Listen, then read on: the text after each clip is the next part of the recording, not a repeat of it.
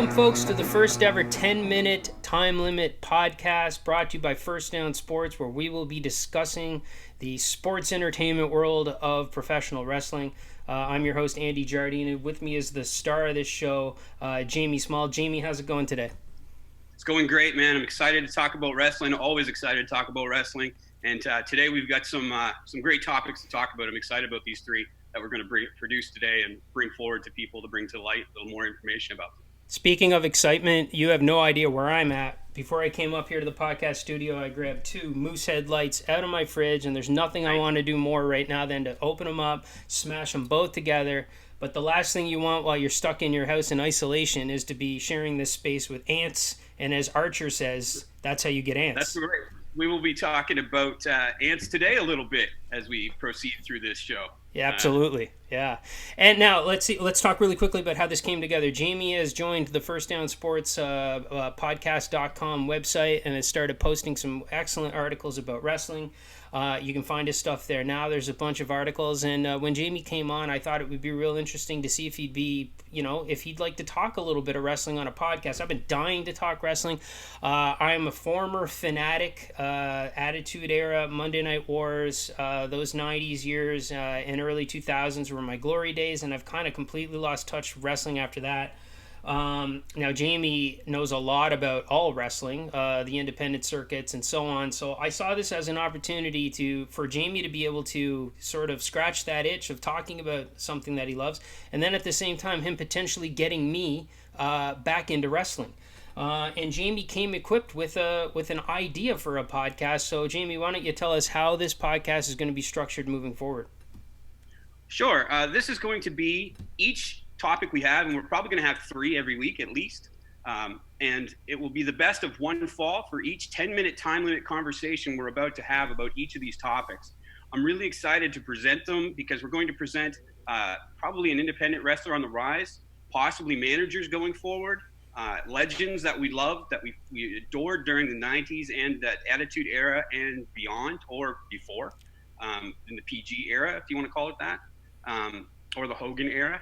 And then you've got guys that there's a guy today I picked, and I'd like to get into local wrestlers as well. But today I just picked a guy that I am very big fan of and very entertained by that we'll talk about later on. Right on. Yeah, for episode 1, Jamie and I, we settled on my favorite wrestler of all time from those glory days, Chris Jericho, and we'll talk a little bit about how that came to be in terms of him being my favorite wrestler, because it happened a long time ago. So it's amazing that he's still going strong. Jamie's current favorite wrestler, Mance Warner, and we both settled on this wrestler that I only discovered 2 months ago, that I'm absolutely fascinated by, and that is Orange Cassidy. So that's episode 1 for you. You probably read that in the subject line of this if you're actually listening to the podcast, and if you are, we thank you very much for that. So Jamie, absolutely. If you're ready, the following contest is scheduled for one fall and has a 10-minute time limit. Orange Cassidy, let's rock. All right. Orange Cassidy was trained by independent superstar. I call him an independent superstar, and he's a legend on the independent scene, Mike Quackenbush, and Chris Hero, also known as Cassius Ohno in the WWE, who was sadly just let go a couple of weeks ago in the Black Wednesday firings by the WWE that I wrote about on one of my articles. As well as a man by the name of, or man or woman, we don't know because their name is Whoever, which goes along with Orange Cassidy's whole gimmick. He was at the Chikara Wrestle Factory, which is based in Pennsylvania. He debuted in 2006. Now, this is something a lot of people wouldn't know, that he was Fire Ant of the Colony, which was a tremendous, they started out as a duo and then a trio, and then it just became, they're ants, so they multiplied quickly. Which was, they had good ants, they had bad ants, they had evil guys, faces, heels. It was really, really an interesting gimmick. And he worked with some great wrestlers in that as the ants, because he teamed up with Soldier Ant, who was Drew Gulak of the WWE, currently working with Daniel Bryan in a program on SmackDown. And he also had Green Ant, who was Tracy Williams, who's currently in Evolve and has been their champion. And Evolve is another federation that currently features some of the highest profile independent wrestlers on the scene. It's it's a go-to for anyone who's interested in it, because a lot of guys have ended up in AEW and in WWE going forward. He's called Chikara's hottest property, Fire Ant, see what they did there? Pretty clever stuff. Yeah. Then as they moved on over the years, they ended up including guys like Carpenter Ant and Worker Ant into the group. I don't really know who those characters were, those people were, but I'm sure someone could point it out in the comments if they know. Later on, there was an evil swarm of ants joined who had attacked them, known as Deviant, Assailant, and Combatant, which I thought was always pretty clever. There you go. So the Colony were always a face team. They were always technicos. So you always played it to the crowd. But while his Orange Cassidy gimmick, which he played, I think started in about 2010, 2009, somewhere around there, he was in a heel faction called the Gentleman's Club with Drew Gulak, who was also Soldier Ant, and Chuck Taylor, who is in AEW. Currently, he's part of the Best Friends, which Orange Cassidy is a part of in that group too, which they're a face group, right. Which is very, very interesting. So when he goes to the ring, his attire, and that's what I want to that's kind of big part of his gimmick. Maybe now's a good time for me to describe my introduction to Orange Cassidy. So Sure. we'll get into that Chikara match that you forwarded me earlier in the week. Chikara was very interesting. This was him and the Ant duo, the Colony, and that whole. I'm assuming that all of the wrestling matches in there are very. I mean, it's all scheduled, high spots, non-stop. I was floored by some of the maneuvers they were pulling off. It's hard to not find that fun. You know, the type of wrestling that drives Jim Cornette crazy because people are moving and they're leaving the ground. But looking like a real fight. Exactly. It's entertainment, it's comedy, it's all of that wrapped into one. Really. Exactly. But about 2 months ago, before you ever told me he was Fire Ant, before I ever even knew what Chikara was, somebody forwarded me a link on Twitter, and it was Orange Cassidy. I think I told you who it was before, but the name escapes me now because I've watched a bunch of matches as to exactly. David Starr. There we go.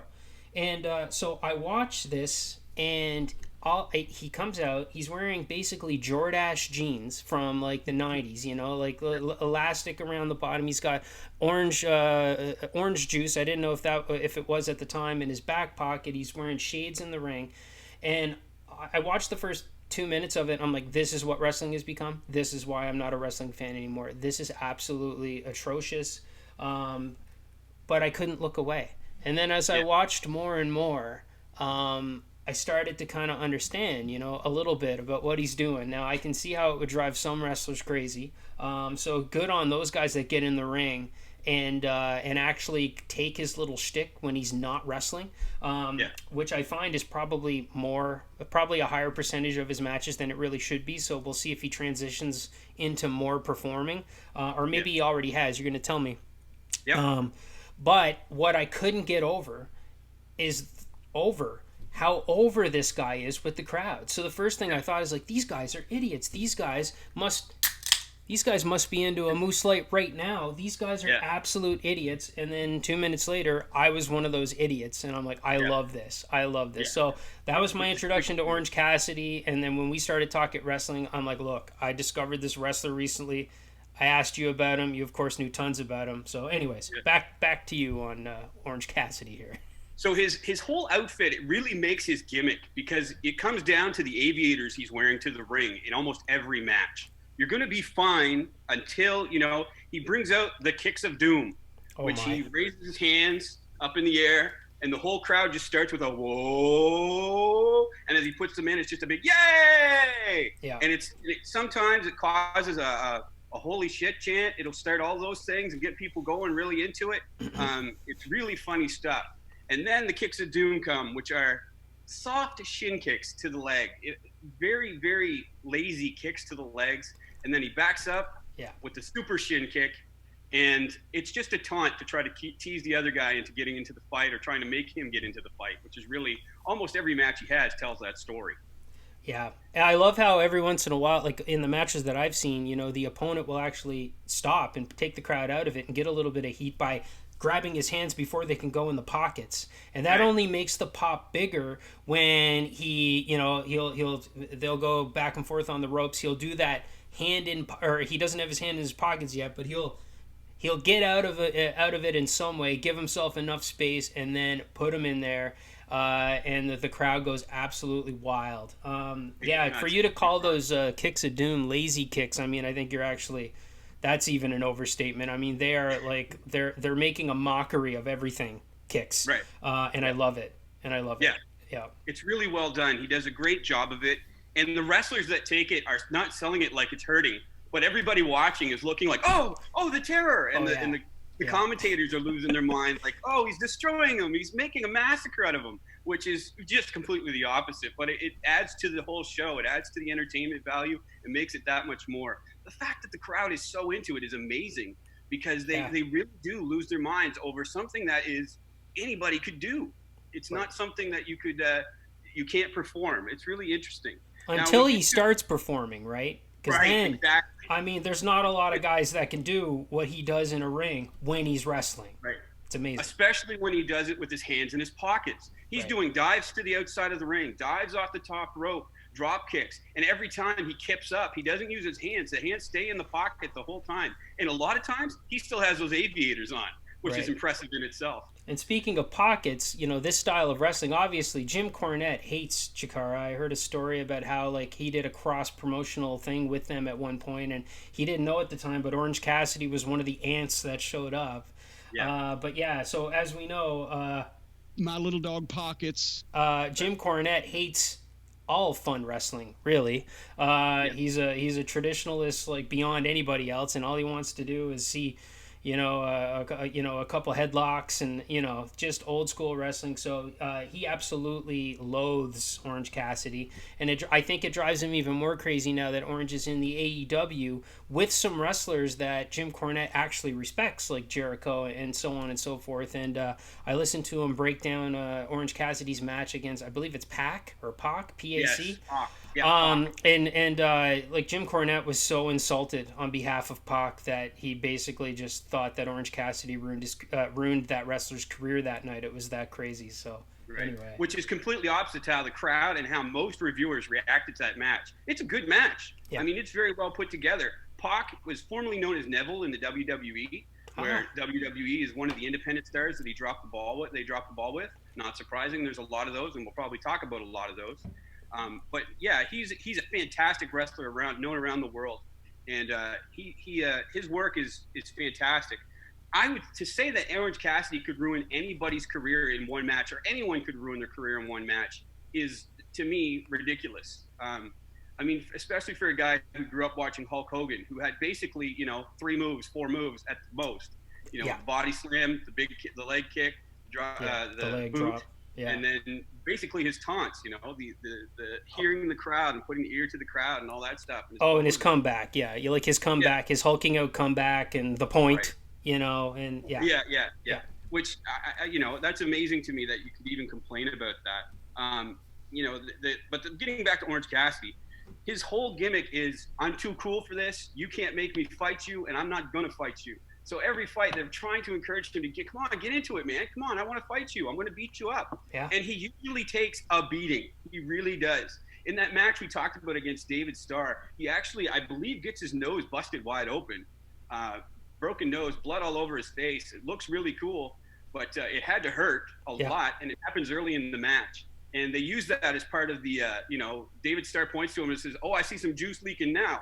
They use that as part of that. And even on the match last week, I believe it was, against Pac, the match against Pac, the commentator, his name escapes me at this time.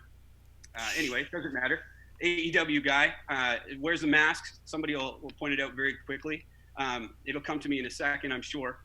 Anyway, he comments and uses... He attacks with the grace of a simple, humble fire ant, which I thought was pretty funny, as it's a reference back to his early career. Speaking of being too cool, Jamie, our little dog Pockets is way too cool to be discussed in only 10 minutes, so there may be another fall to this in a next episode. Love it. I love it. I'm too cool for this, but at the same time, the fact that he can turn it on is amazing. All right. This next contest is scheduled for one fall and has a 10-minute time limit, and it is Jamie's favorite wrestler, currently, Mance Warner. I'll kick it off telling you my introduction to Mance Warner. I knew nothing about this guy until you forwarded me a promo. I listened to 30 seconds of it, and I said, "That what is this guy's whole gimmick? Just that he wants to be Steve Austin." So talk about Mance Warner and tell me why that's not the case. But do you want me to play a clip really quickly so that people can hear what this guy sounds like? Absolutely. Play that clip. It's a great promo, and it does. He can't help it. It's his way he is.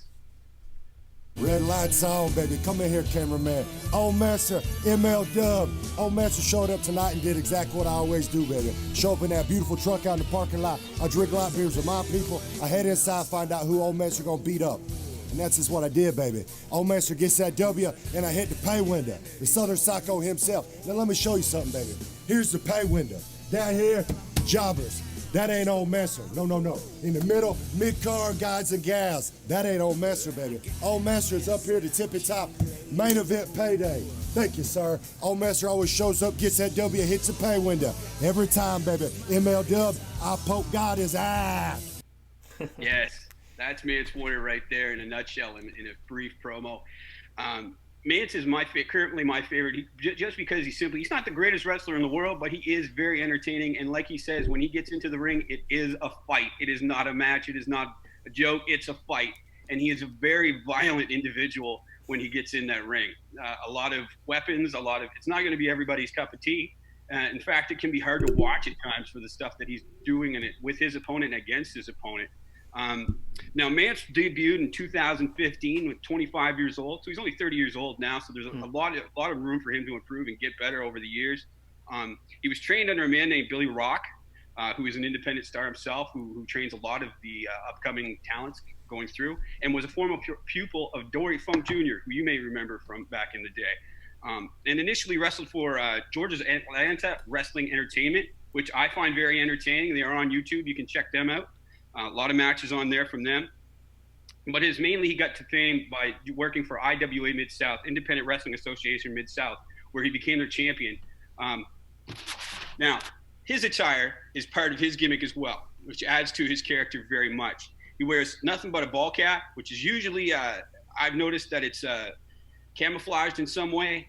It's a hunting kind of deal. Mm-hmm. And he goes to the ring wearing a two-tone silk jacket, like a red with black sleeves, for example, with a dragon on the back, some kind of Japanese type styling dragon on the back. I have no idea what that is. It's just cheesy, and I love it. And then, of course, a pair of jeans and then a pair of work boots, basically, or wrestling boots that he's coming in to just kick some ass with and do the job as best he can. I first saw Mance on MLW, which is Major League Wrestling, up-and-coming federation that's based out of, well, they're not based out of anywhere in particular. They kind of travel all over the U.S. MLW is all over. They're called Fusion. They have a show called Fusion on YouTube, which you can watch for free. And it's interesting to watch. They've got some great talents on there from AEW that have gone to AEW. Not too many WWE have moved on to WWE like Evolve has had, but that's for another conversation. Now, my favorite matches of Mance Warner were in Combat Zone Wrestling, where it got ultra violent. And we talked about one match in particular where he was facing off with Ricky Shane Page, where he won the title, the heavyweight title there. I'd like to get your impressions on that, Andy, what you thought of that match. Just it's brutal stuff. It's brutal on purpose. But it's entertaining if you know that you're getting into that. I guess my preference would be, I guess, if I had to choose between the two federations or I guess types of wrestling that you've introduced me to, I would prefer the Chikara and the high spots and so on and so forth. But it's brutal. It was a lot of fun to watch, and just the way the crowd interacts is very interesting as well. And I have to watch more. I have to watch more of that. It's a very engaging product, but you have to be in the right kind of frame of mind to want to see that type of violence, that level of violence that you're about to watch, because it is very brutal. And what I mean brutal is he uses things like light tubes as swords at will, panes of glass they go through, plywood tables that they're going through constantly. And just literally beating the crap out of each other for it's the type of wrestling that inspires these crazy kids on Twitter to do the backyard diving through a table with barbed wire on the top and and fluorescent lights underneath it and all this stuff. I mean, that's what inspires that. So again, to each his own. To each his own. Yeah. But if I had a kid, I wouldn't want that would, and he wanted to be a wrestler. That wouldn't be where I was sending him. Absolutely not. Chikara would be the place I'd want him to go to learn to do that kind of safer style, absolutely safer style and more entertaining. Well, not more entertaining, different type of entertaining style. Very different, yeah. Yes. We get to his speaking styles. We already heard that clip. He very much reminds you a lot of guys like Steve Austin, Dusty Rhodes, and I would say his wrestling style is a lot like Terry Funk was at one point in time, or Mick Foley, if you want to get into that as well. I'm sure he was very much inspired by WCW, though. He loves WCW. Yep. You can bring up just about any pay-per-view that they've run, and he knows the rundown of the matches. He remembers the cards. He remembers what went on. And he actually has a show himself called Red Light On, which is a catchphrase of his that he uses. Red Light On, cameraman, zoom in right here. That he uses quite often to get his promos over that he hosts on highspots.com. Which is very entertaining. It introduces me to a lot of wrestlers I didn't know, or a different side of independent wrestlers I didn't know, which makes it that much more fun for a kind of a hardcore wrestling fan like myself. Now, his success he always credits to his people, which he terms everybody as his people, his crowd. He's always a face wherever he goes, even though he might be wrestling this incredibly violent style, cheating all the way. The fans are always behind him. Mm-hmm. He has a number of nicknames like the Southern Psycho, the Macho Mancer, that's my favorite, the Macho Mancer, the Medium-Sized Man Beast, and the IPO God, just to name a few. Now, he's come into a little bit of fame with a Twitter beef with Dave Meltzer. And if you don't know who Dave Meltzer is, he's the Wrestling Observer, Figure 4, Wrestling Observer newsletter writer. He's been around a long time, right? Been around a very long time. He's actually the critic you want to be judging your matches and to giving you that star rating that you're so desperately looking for. Which we'll talk about the star rating a little later in the show when we talk about Chris Jericho. Now, I don't think he's ever been star rated. He's never been in a card that Dave Meltzer probably ever watched. But it probably maybe some MLW, but I didn't look that far in depth to see what Meltzer thought of him. But he created a shirt that says "F you" "F you, Dave Meltzer." Yeah. And it's not really hate, in my opinion, because he was just looking for the notoriety. And once Dave Meltzer acknowledged him on Twitter, he actually said, "I hate that guy so much, I have to listen to everything he says," which makes me laugh, because that's the way I kind of feel about Jim Cornette at times. Me too. Yeah. Me too.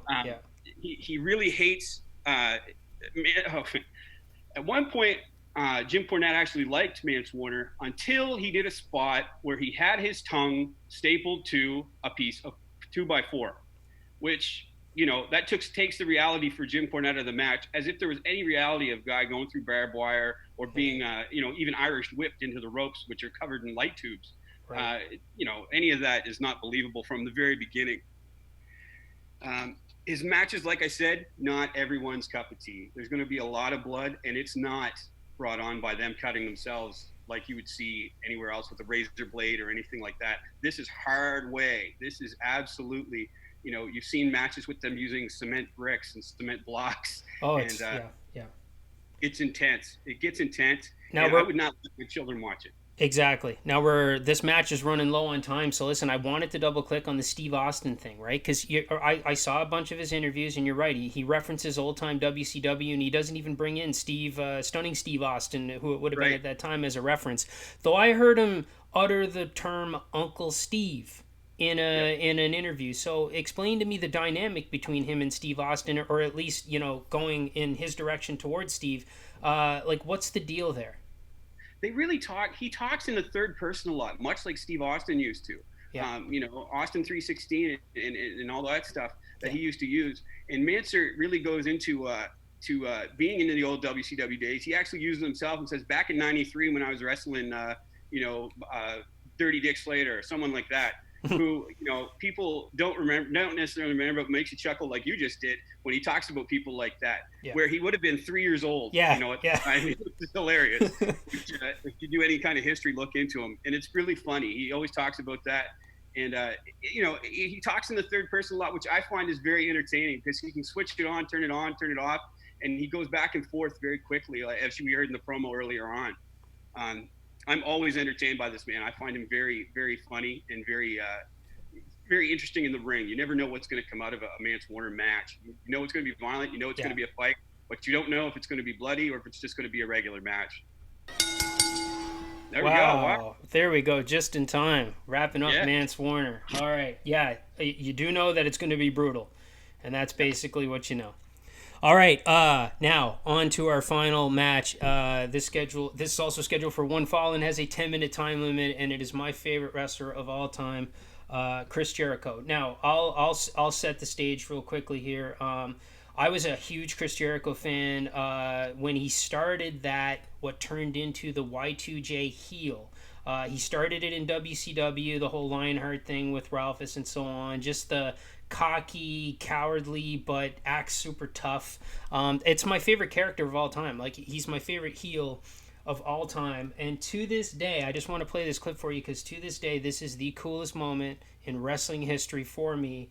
And me and my good buddy Brandon were watching it in my basement. We were both absolute fanatics, and that was this moment right here. Welcome to Raw is Jericho. When he debuted, I was kind of a smart fan, and I was on the internet reading the dirt sheets and this and that, but it was still hard to know what was coming, and we had an inkling that Jericho may eventually join the WWF, but we had no idea that was going to be the night. So when the lights went out and the name Jericho started flipping, we lost it. We absolutely lost it. It was like Canada scoring the gold, the goal to win the gold. It was that crazy. And he's been very quickly into WWF. He already became my favorite wrestler of all time.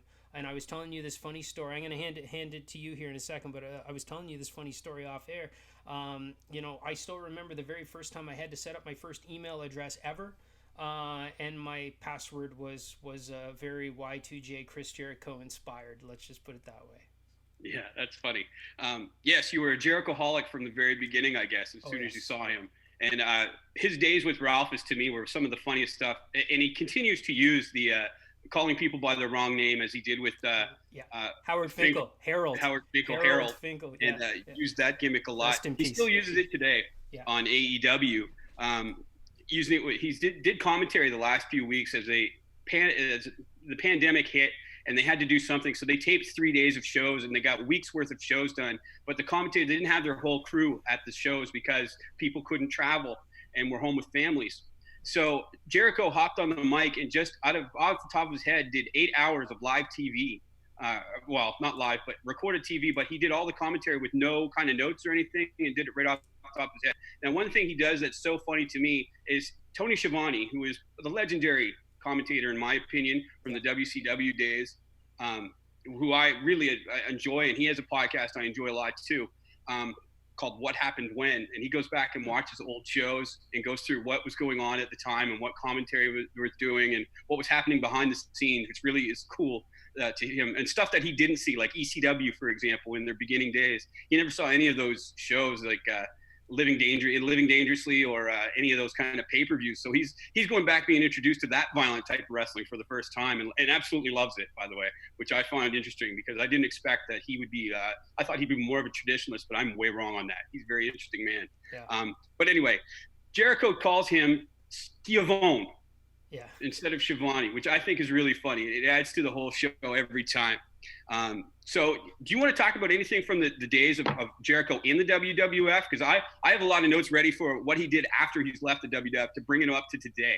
Everybody knows kind of what Chris Jericho accomplished in the WWF and then later the WWE. And I mean, he just continued to reinvent himself. And as much as I always liked Jericho the face, it's Jericho the heel, and like I said, he reinvents himself so often that he has multiple versions of Jericho the heel. You know, the list is amazing, and now he's kind of redoing that a little bit with the lexicon of Le Champion or whatnot.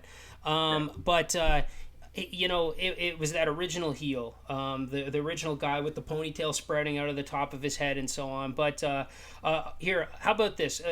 Because when we discuss these old time wrestlers, everybody knows a lot about them. So I want you to tell me about the new Jericho, because of course I follow what he's doing. I never miss his podcast. I'm familiar with his band. He's just a guy that I've never lost touch with. Lost touch with, like I know him personally. Just lost touch of.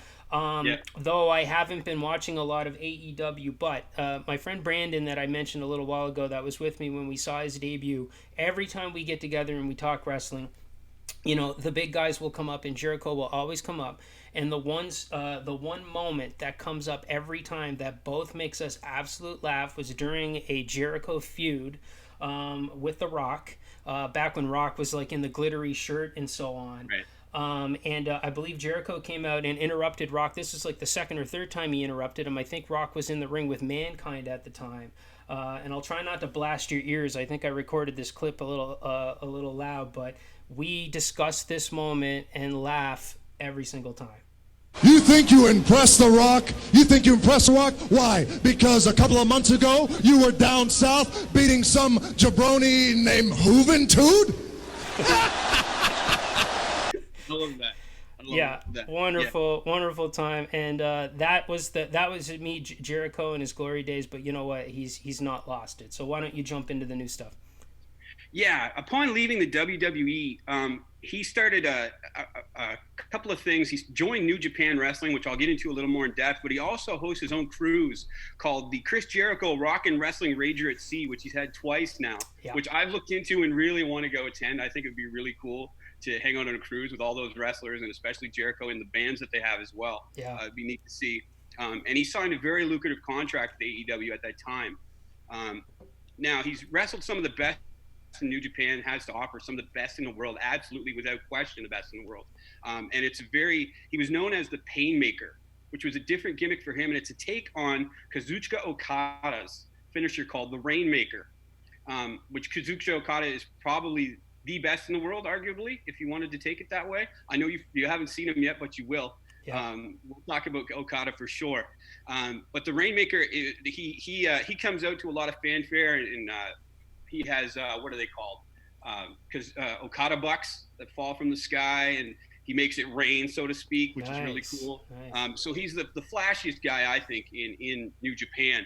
And the gimmick that Jericho has looked a lot like it was akin to the Stanley Kubrick's A Clockwork Orange. The face paint that he used was very, very dark. It was a very different Jericho than we've ever seen. And he said that in the beginning, that this is going to be something you've never seen before. And it absolutely was. Cursing and swearing in all his interviews, really going off on a rampage, being really violent, and using moves that he never used before and added to his repertoire, which made these matches that much more interesting because they were a very different style of match for Jericho. Now, when I say violent, it wasn't on the level of, say, Mance Warner. It was still PG type of stuff, hit with canes or chairs or tables, that kind of stuff.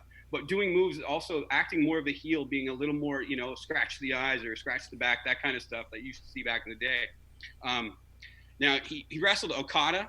He also wrestled who is a favorite of mine in New Japan named Tetsuya Naito, who wrestled with him twice. Naito is supposed to be a heel, but at this time became a face because Jericho was so over with the crowd as a heel. Right. And he comes out, and Jericho was very particular about him. This feud was really cool because it also introduced one of the characters into the fold that was named Evil. He's still named Evil. I can't remember his name. His last name is Watanabe. That's all I remember about him in particular. But he has the whole gimmick that Tetsuya Naito and the group have is they're called the Los Ingobernables de Japón, which is actually Spanish for the ungovernables of Japan. Okay. So they used that as their gimmick, and they became faces because of it. They were already over with the crowd as heels, but the switch was very quick because of what Jericho was doing. He interfered with Naito's match and cost him the title, I believe, at the time. And then they went on to wrestle the Intercontinental title. My apologies, not the Grand Champion as the IWGP Champion as Okada was. He wrestled Okada at Dominion 2019, where he fought him for the title. Didn't win, but it was a great match. One of the best matches of all time, in my opinion. I enjoyed it from start to finish. Much longer matches than he had in the WWE. They weren't the 15, 20-minute matches. They could be 30 to 45 minutes. They go on quite long in Japan with their matches, which to me, you think you'd lose contact or lose interest in it, but it's quite the opposite. You keep getting engrossed in it. They keep bringing you back to what you want to see. Like they slow down a bit and then they ramp it back up, and then slow it down and ramp it back up. And there's always storylines that are presented. They write their stories a year at a time. So these are planned out well ahead of time, what's going to happen. So they have great continuity, and the matches are fantastic from start to finish. He also wrestled Kenny Omega, which was his first feud in New Japan. It was a fantasy match that people wanted to see for a long time and never thought would happen. And then at the end of a match where Kenny was defending the title, he was the champion at the time, and he was with the Young Bucks, which make up the Elite, if you know that group, or the I can't remember the name of them now. So much wrestling information I got in my head that just juggles around. Was that it? Yep, but because it's Chris Jericho, my favorite of all time, we're adding 3 minutes to this discussion. Tell me more.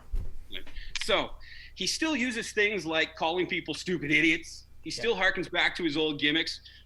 He still uses all that stuff, and he interfered immediately he had a video promo up with attacking Omega right from the beginning, going right at him, calling him the Omega, calling himself the Alpha. So it was the Alpha versus the Omega, which was a really cool idea for the That is neat. That is neat. Yeah. So they really played on that, and they played up to a lot of videos and hype for it, and they wrestled each other, and it was a huge match. It was a big deal. It instantly jumped New Japan's subscriptions to their website for the English language speaking commentators up to an astronomical number almost overnight. It was huge, and it even made me a subscriber to their streaming service, which I enjoy immensely. There's nothing but good stuff on there, from classic matches to today. But Jericho's feud with Omega was very enjoyable. He's currently wrestling in AEW, and he was the first ever Le Champion that he called himself. And even he kind of threw out a line in passing where after a match he was going to have a little bit of the bubbly, which turning into his own wine line with Stephen Amell, who plays the Green Arrow on TV. The Green Arrow, on the CW. Yes. Yeah.